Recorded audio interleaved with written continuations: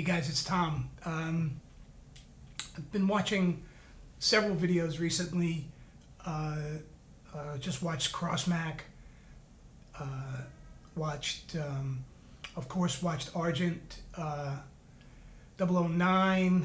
Of course, I watched Peppermint Patty disappear. And, you know, lots of us are getting, of course, pretty exercised about what's going on here. And, you know, it made me think of, I don't know if you guys watch Deadwood on HBO, but Deadwood's a really cool show. And it's a cool show for a lot of reasons, but one of the reasons that it's a cool show is that it really shows what it's like to try to civilize a new territory, try to get places to have a community of people who respect one another, and how that develops. You know, you have, so it takes place in like the 1890s, I think it is, in the Dakota territories, and you know, it's still gold rush time out there. You know, it's past that first gold rush in San Francisco, but it's still gold rush time, and there's still people coming in to all of these mining areas just out there to make a fortune.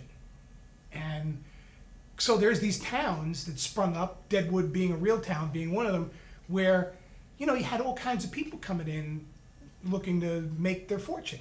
And so you had not just the miners, but you had all the folks who were there to try to create the services and things that miners wanted. So you had, you know, of course you had saloons. That's one of the big characters is Swearingen, Al Swearingen, who's a saloon keeper.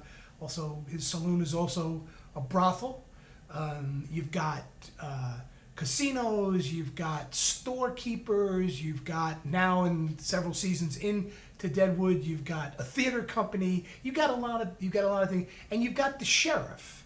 You know, you got the sheriff who's there, Sheriff Bullock in Deadwood. And you know, the thing about, one of the things that made Deadwood, that for me makes Deadwood interesting, is that justice in Deadwood is fast, and it's mostly fair. Mostly fair. People get punished sometimes in Deadwood who really, you know, were kind of half honest and kind of half not honest, and they happen to maybe just be in the wrong place at the wrong time. But that's the way it goes.